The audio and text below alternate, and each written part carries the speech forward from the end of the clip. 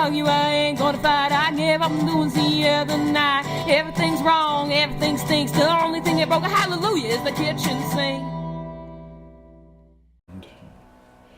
Howdy, folks. Howdy, folks. Hey. Howdy, folks. Big Ed Barnum here from Big Ed Barnum's Bobble Barn and Garden. And Cole Screaming Eagle Wilson from the ejection seat food cart. Are you and we got a special presentation. Hold on, I'm a little concerned. You usually have more energy. It's like Cole.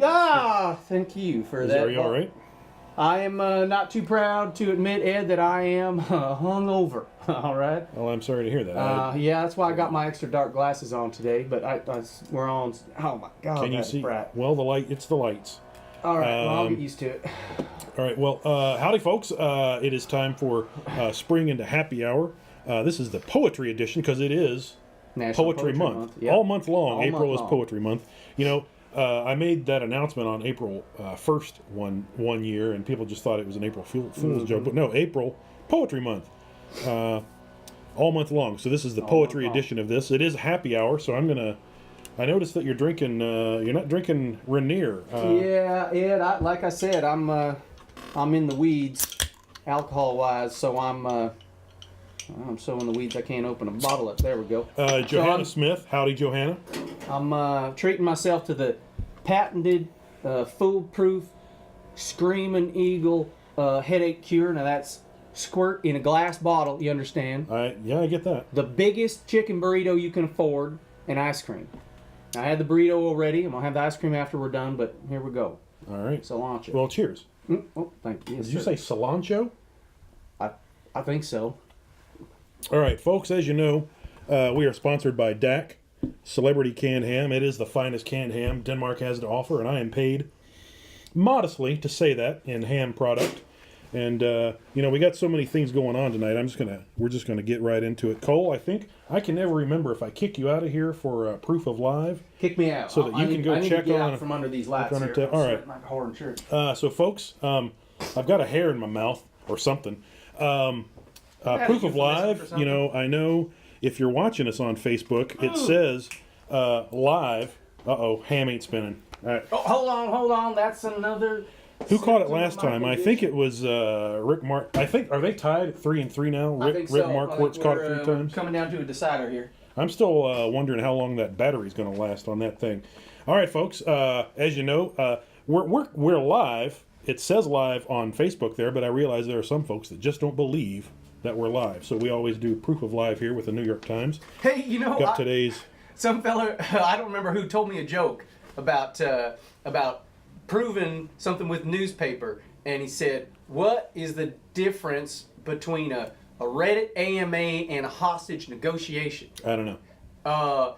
In one of them, the participant is there by choice. Okay, all right. That's a terrible joke. So, folks, proof of live. It's today's New York Times. As usual, there's some hardship and heartache on the front page of the New York Times. And if you know the Friday New York Times, I usually go to the weekend's Art 1 or the weekend's Art 2 section because I love my art. I love art that takes place in New York City. Fine art, established fine art, and performance art, whatever you have. But I couldn't find anything inspiring in today's New York Times in the art section. So I was flipping around, how am I going to do proof of live today? So I found myself perusing the obituaries, and I know, the obituaries are usually a place where you go, and it's not happy news that you find on obituaries, but sometimes the good thing about an obituary is it's very life affirming. Can be. And I'm sad to have learned this morning that Susan Anspach, hang on, let me go here. Susan Anspach, it's apparently a B sound, even though that's a P. Susan Anspach passed away. She was 75. Here she is with Jack Nicholson from 5 Easy Pieces. 5 Easy Pieces? I love that movie. I believe she plays his sister in 5 Easy Pieces. They would go on to have a romantic relationship with one another, and they have a son. With his sister? Well, in the movie, it's his sister. In real life, they're just okay, I was going to say, I don't remember that scene. But they have a son. But Susan Anspach, she was also in Love Story. She was in Play It Again, Sam. She was in The Yellow Rose, which I think also had Sam Elliott in it. It was a Western on television. And, I've seen Susan Ansbach in a lot of things, and, it's an obituary, but I was actually, enjoying is not the right word, but I was remembering and relishing some of the times that this woman has brought me Were you entertainment. inspired to rewatch any of that work? Well, I just found this out this morning, but there is a movie that I do think I want to rewatch pretty soon. And I've talked about movies on here before. The movie that I most immediately thought of is 1970's The Landlord, which is a movie that Susan Ansbach was in. Oh yeah, with Joe Pesci. No, it's not Joe Pesci. It's in fact it's Beau Bridges. Huh. He plays a rich Long Island kid who's 29 or 30 years old who decides he's going to buy a slum building, a tenement building in Brooklyn, gut it, turn it into luxury apartments, and he starts meeting the people who are living in that slum building and starts forming relationships with them and starts learning how they live. And it has some cliches at times in it. It's made in the 70s, and it is playing with race relations and things like that. But Susan Ansbach this is a young picture of Susan Ansbach. I don't know if this is definitely not a still from the movie, but it's the women of Landlord that really make it's kind of just a magical movie. Susan Ansbach is in it. Lee Grant, who I've had a lifelong crush on, is in it. She was the mother in Omen, The Omen. Got it. It's hard to have a crush on a woman who has mothered the Antichrist. But anyway, I still had a crush on her then. Oh yeah. It's also got Pearl Bailey. I don't know if you know Pearl Bailey. She was in Porgy and Bess. I was talking to somebody earlier today, and I said Porgy and Bess, and I think that's a slightly different movie, but Pearl Bailey's in it. She was on The Muppet Show, Pearl Bailey. And then Diana Sands was in it. She was a woman who passed away far too young. I think she was 30 when she died of cancer in the 70s. That's a sad note, but left a lot of amazing work. So I'm sad to learn about the passing of Susan Ansbach, but definitely go check out, if you've not seen Five Easy Pieces, it's sort of required viewing.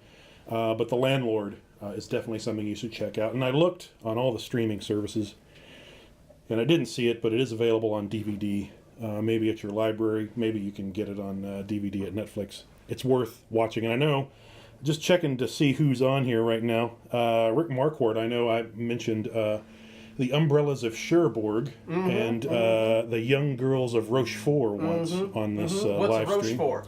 It's a place in France. I got it. It's for stomping. Got it. Or for checking into a motel and not checking out. I see a few folks. Someone just asked, "Is this IMDb Live?" So apparently we've been talking too much about the passing of Susan Ansbach. I'm very sorry that anyway. What? So Is there an insinuation that they don't enjoy IMDb Live? I think they're just tired of us talking about I consider it a actresses compliment. and movies. All right, so Poetry Month. We're just going to get into this really quick. I don't think I have anything else that I needed to talk about. So I'm just going to jump right into our first collection of poetry, Whiskey, Words, and a Shovel by R.H. Sin. Well, that sounds good. Well, I thought it sounded good as well. Right up my alley. Whiskey, Words, and a Shovel. Whiskey, I like drinking whiskey. I'm not drinking it right now, but I do like whiskey. I wish I had some right now. Words, I'm always speaking them. I'm always receiving them, either through my ears or my eyes. There's probably other... If you read Braille, There's you that can brand receive. you got in college. I don't know what you're talking about. Whiskey, I love it. Words, I love them. And a shovel. It's like one of my favorite yard implements. I mean, there's nothing I like more than taking a shovel out in the backyard and just digging up a hole. Digging. Have you ever spent any time just digging a hole? Oh yeah, most of my childhood. I was out in the backyard every day digging holes. Tiger traps, I called them, and I covered them up with this real frail. I'm sorry, tiger traps? I don't know. I that was something I heard my uncle who was in Vietnam talking about. I see. And I covered them up with this real frail wood, you know, and about after the third time my dad fell into one, he says, son, you're going to dig me a dry well. And I don't know if you know what a dry well is, but it's basically a grave, right, with a sloped floor, and then at the end of the bottom of that slope, you dig another hole with the post hole digger, and then you fill the whole thing up with pea gravel or quarter minus, and then you can wash off your mowers or your whatever you want to wash off, and that water goes all the way down, dissipates, and don't stand in your yard. I see. Well, I dug 3 of them. Hopefully with a shovel. Yeah. All right. So whiskey, No, I used my biting wit. Ed. all right. So whiskey words and a shovel. You know, I kept running into this poet and this author's work on Goodreads, on Amazon, on I think I saw it on the New York Times bestseller list, although I couldn't find that this morning when I went to look. And I have to say, this is not poetry. It's not. I don't know what to say. I'm flummoxed. I don't feel like you enjoyed this book. But I did not. Now this guy, R.H. Sin, is a poet and a photographer, and I cannot take him to task for any reason for his photography. He's a beautiful photographer. Well, his photographs are beautiful. I'm sure he's a beautiful. I'm sure he's a beautiful person as well. But his poetry, however, let me say this: I did not know what to say about R.H. Sin's poetry, so I'm going to let Leona Chin say it for me. Let me preface this by saying I am so done with trash male poets who write solely to police female body politics, sexuality, and emotions under the guise of teaching or empowering them, because frankly, who the hell asked you? It's a pretty powerful statement, but I have read... This thing is 282 pages, and I read every one of them. I kept waiting for... whiskey, words, or shovel? Well, actually, there's plenty of words. Yeah. There's no whiskey and there's no shovel in it. But I kept waiting for a change of heart to fall upon me, but it never quite happened. And then I think someone else on Goodreads said it best. Sandy rates it 1 star, and she says, this is not poetry. And I have to agree with both of these women. And I'm just going to read one of his poems that you can find on Instagram. And the only downfall of having a good heart is that you're constantly looking for angels inside of demons. And they wonder why the good knows so much pain. I got 2 things to say. 1, if you're going to call yourself a poet, make sure you understand the basic tenet of subject-verb agreement. And I'm fine with you breaking that rule of grammar if it's for some sort of artistic impact, but that's not what's happening here. Second thing I just want to say is if you live your life in a binary way in which you just classifying people automatically as angels or demons, maybe you don't have a good heart. Maybe you're just a jerk. I feel like I have never quite I don't think took a big dump on someone quite like this. You know, here's the magic. If you look at this thing is $17.99. I paid full price for this. This is $17.99, and this is one of, I think, 8 collections of poetry he has pushed. I'm done. I can't talk about this anymore, really. Did it inspire you in any way, Ed? This book? Well, you know what I'm. I did write something. You know I did write a poem in the style of his writing that's sort of like taking him to task. But I'm not going to read it. It's just one of those. What? No, where is it? Where'd it go? It's right here. But here, let me see. No, don't. Let me see that. All right. Ode to R.H. Sin. On the commode, scribbling emo aphoristic ruminations, mansplaining at best, on why women are broken, on why only I can love them, on why they may be worthy of me, my time, my energy, rinse, repeat, look at my feet, time to flush. I think that sums it up. It does. I can't wait for his friends and family to find that poem. All right. We are a little bit behind time already, but I do have a second collection of poetry that I want to talk about really quick. Vijay Seshadri Seshadri. I had this down earlier today. I don't know if we're going to get this in there. This is the exact opposite of the type of poetry that R.H. Sin writes. This is called Three Sections. It won the Pulitzer Prize, I think, in 2016. And these poems they're like little ghosts. Some of them are slightly incomplete. It's by intention. These poems speak to my heart, speak to my head. I think they would speak to yours as well. And, this one is half the price of R.H. Sin's collection of poetry, and this one won the Pulitzer Prize. Well, that sounds like value to me. I loved about half of these poems, and then I liked about the other half. So this is a good collection here. In fact, I'm going to cheat. I'm going to read a poem here. All right. If I can get it up here, the poem that is. I know somebody's too old to get your leg over. Somebody's going to put a comment in there. Okay, this is a memoir by Vijay Seshadri. Orwell says somewhere that no one ever writes the real story of their life. The real story of a life is the story of its humiliations. If I wrote that story now, radioactive till the end of time, people, I swear, your eyes would fall out. You couldn't peel the gloves fast enough from your hands, scorched by the firestorms of that shame. Your hands, your poor eyes, to see me weeping in my room, or boring the tall blonde to death. Once I accused the innocent, once I bowed and prayed to the guilty, and still wince at that what I once said to the devastated widow. And one October afternoon, under a locust tree whose blackened pods were falling and making illuminating patterns on the pathway, I was seized by joy. And someone saw me there, and that was the worst of all. Lacerating and unforgettable.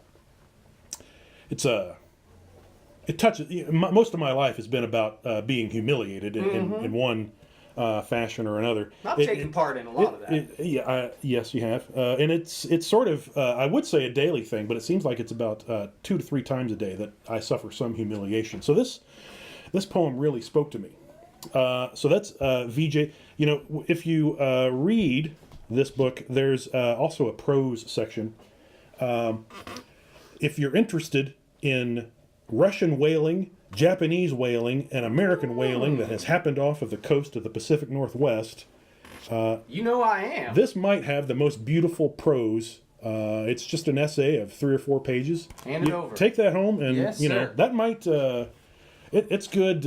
It's good drinking poetry. Yeah. Well, that might have to wait for a day or two. So I'm all over the place here, and it's also, folks. I don't know if you can hear it. Someone's out here cutting their grass. 2 of the neighbors across the street have 1-year-olds, and you know how chatty 1-year-olds are. Mm-hmm. Can't shut them up. And then I think we heard a leaf blower or something like that. If you hear that in the background, it's totally quiet now. Mm-hmm. Of course. Mm-hmm. I can hear the ham spinning. It's the sound of summer. I forgot what we're supposed to do next. I think we got some of our own verse, don't we? Oh, we do have some of our own. You want me to start? Yeah, I need. Right. I've been going 50. It's always like I feel like I'm going about 90 miles an hour, but when I watch these things, it's like I'm going about 15, 20 miles an hour at the most.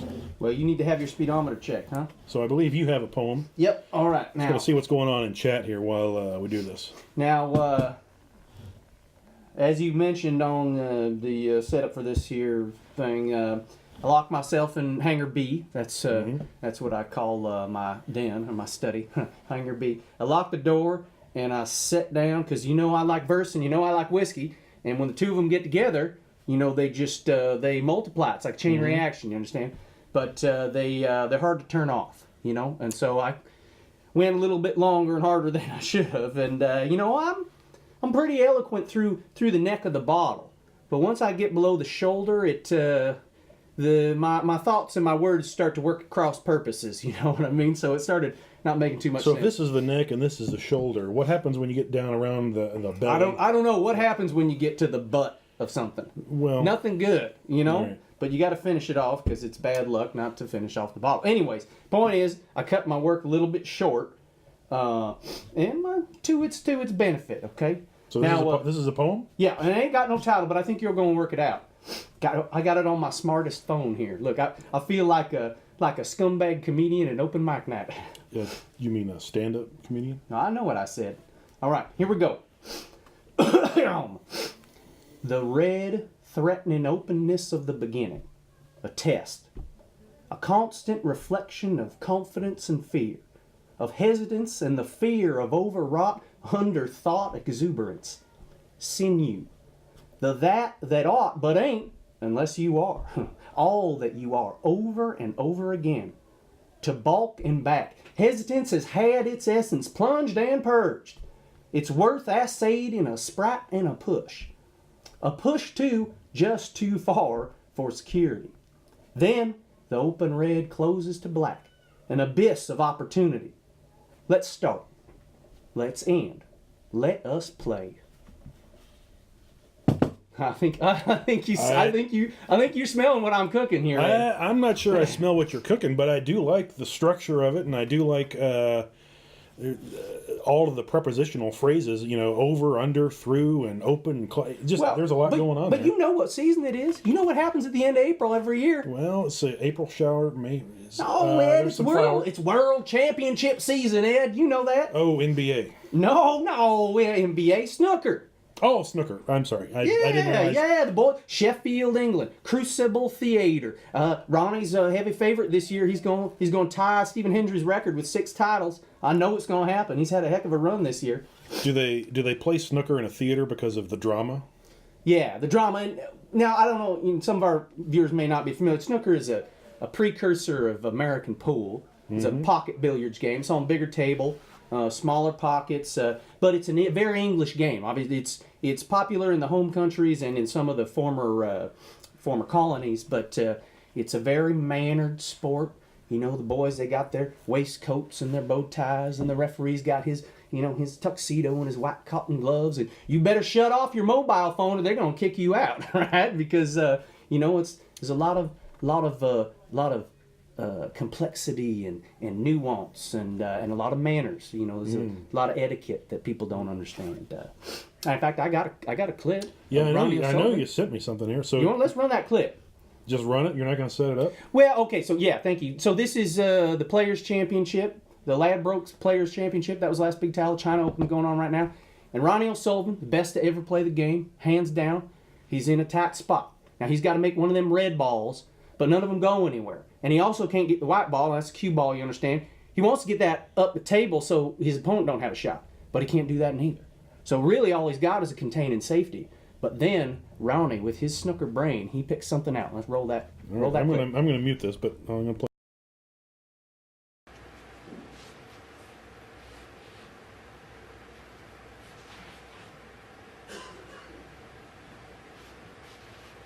If he pots this in the green pocket, we can all go home.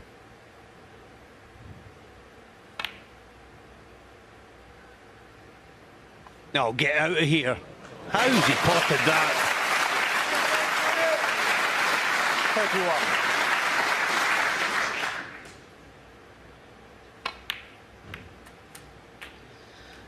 And the position wasn't too shabby either. How has he found this one? 38.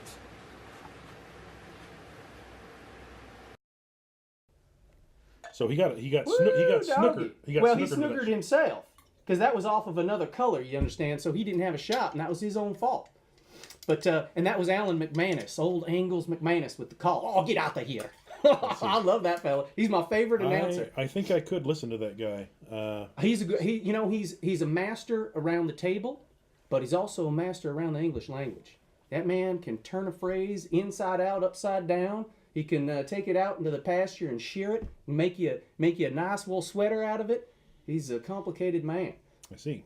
But yeah, so that's my take on the sort of emotional wrangling from the Reds. You know, that's a sinew that holds together all the big scoring. It's a snooker poem. Yeah, that's right. That's right. I see the truth of that. I see the truth and the beauty of that poem, and I believe I see the truth and the beauty that is snooker. Well, I hope so. And Ronnie, what's his name? Ronnie O'Sullivan. Ronnie O'Sullivan. I think I see the truth and beauty of Ronnie O'Sullivan. Essex Exocet.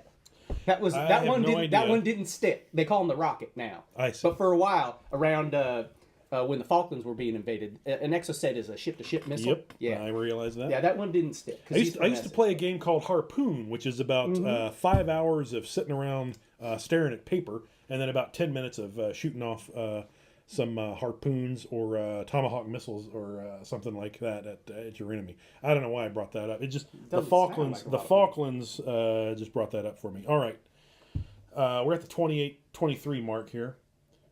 We usually try and shoot for 30 minutes. I have not. So I wrote a poem. Yeah, well, let's hear it. I wrote that R.H. Stein. Yeah, how I you think gonna that's top the- that? I think that's the Goosebumps guy, or is that R.L. Stein? I don't know. So I wrote that thing for R.H. Stein. That's not really a poem. So I'm gonna here my contribution. I have to belch. I'm sorry. I apologize. I'll edit that out. So here's my poem. I just noticed that I did not put a title on this myself. You read it, and I'll give it a title. How's that? All right, here we go. Socket wrenches, monkey wrenches, needle nose grips. For these, to the tool shed, I've made many trips. A problem presented, to me it's entrusted, the bane of my being, a bolt that is rusted. It refuses to turn. It simply won't torse, regardless of lubricant, indifferent to force. Ratchet wrenches, box end wrenches, break over handles. The tool I have now, they hold not a candle. One last attempt. Vice locks are applied. This time I'll do it. Defeat cast aside. I find my resolve. I hike up my pants. I take a deep breath. I strike a wide stance. I throw it my all. I feel something buckle. What sensation? Oh, great Christ, I've busted a knuckle. That's my poem. What a tool. What a tool. I like that. I'm going to write that down right now. Is it what a tool or what a? WHADDA. I like, What a tool. I like what a. What a tool. What a tool. Mm-hmm. So I'm going to check back in with the chat here. I saw that it's apparently snowing in Kentucky and Kansas. And Earl Cotton Bailey says we should have a farm report coming up soon. You know, actually, I'm going to give you a farm report, and I'm hoping... Oh, you need me to get out of the way? No, I need you to unlock that door. Okay. I'm going to go mobile here. Do this. So here's the farm report. I might have to shout. There's... Oh, dear. We need exposure. Unlock the exposure. I'll do it. Yeah, you do that. All right, here we go. We've never done this before. This slider You want me to bring this here, microphone with us? Exposure. We're going to go to automatic. All right. You want me to bring this microphone with us? Let's do it.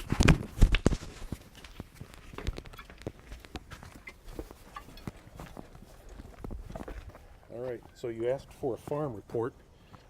Here it is. That's where the tomatoes are going to go. You want me to Vanna White here? Sure. All right. I don't know why he's limping. That's where the tomatoes are going to go. And maybe some Swiss chard. All right, let's take it back in, Cole.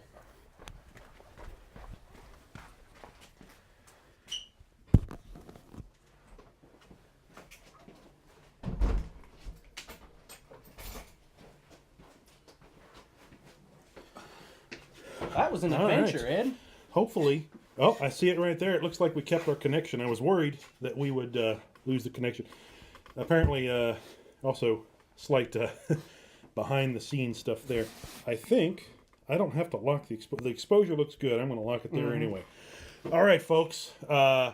This has been Spring into Happy Hour Poetry Edition. I hope you love poetry. If you don't love poetry, I hope that we were jackasses enough to maybe open up a small place in your heart for some poetry. I think that's it. He's Big Ed Barnum. He's Cole Screaming Eagle Wilson. Thank you for joining us. Thank you very much. Thank you very much. Thank you very much for joining us. Yes. Thank you. Yeah. I have no idea what we're doing at this point. So do you have dates for other shows? dates. Yeah, I do. So hang on one second. We're not, no 13th, right? No.